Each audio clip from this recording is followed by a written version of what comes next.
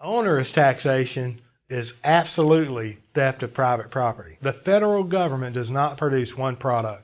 They redistribute wealth through taxation. They only raise revenue through taxes and tariffs.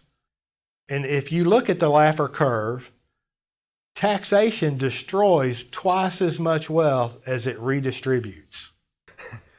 One $20 investment for 98 years at 20%. So think in your mind how much money you'd end up with. $1,154,249,000. So one $20 investment over this time frame would be over $1 billion. Now, why did I pick 98 years? Because something happened 98 years ago. 98 years ago, they started a temporary, never to exceed 7% income tax that has neither been temporary nor 7% since, right? We've had this thing all over the board. We can see we had an average top marginal of 58.8%. So if we just use 50% as a guideline, how much money are we going to end up with if we had a 50% tax?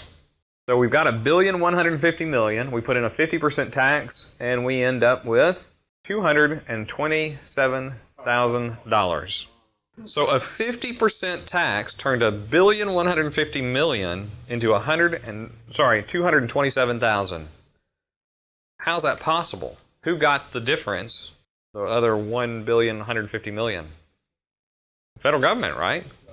No, look what the federal government's cut was. The same $227,000. What happened to the difference? It evaporated. It totally evaporated. It went nowhere. There was an economist in fact, he was Reagan's primary economist, named Laffer. Have y'all ever heard of Art? Art created what's called the Laffer curve, right? This is what the Laffer curve was based on, this exact issue right here. What Art said was, we have taxed the American people at such a high rate that we're actually killing the goose that's laying the egg. We've taxed them so high, there's not enough money left to create revenue to cause taxes. And what he said was, if we reduce income tax, we will actually increase revenue. How's that possible? Well, let's see. Change this from 50 to 40. If we went to 40, we'd certainly be happier. Rather than 227, we've got 1,311,000 now. But look what happened to the government portion. They went from 227 up to 887. A huge increase for the federal government side. Really? What if we went to 30%? Federal government goes to 3 million. We go up to 7 million. What if we go to 20%? 41 million. For us, 10 million for the federal government.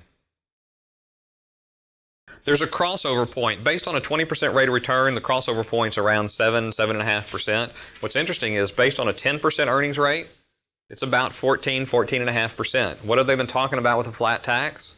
15%. Have they been talking about that was going to raise revenue? Yes. Were they laughed at by everybody else saying you can't lower taxes and increase revenue?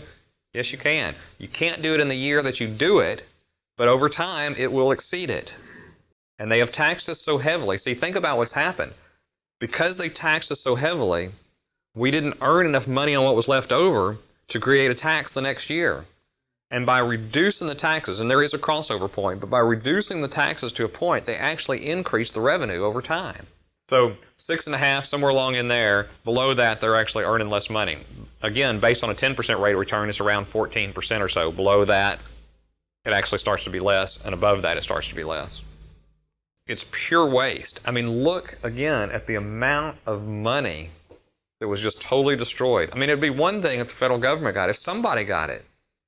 But because of the way taxes work, they totally destroy wealth. Because the money wasn't there left in the account to grow, it never was created. People just don't realize, guess what? You're not in that group this year, but it's all that is a foot in the door, because that's a smaller number of people, and it's going to get you in the long run.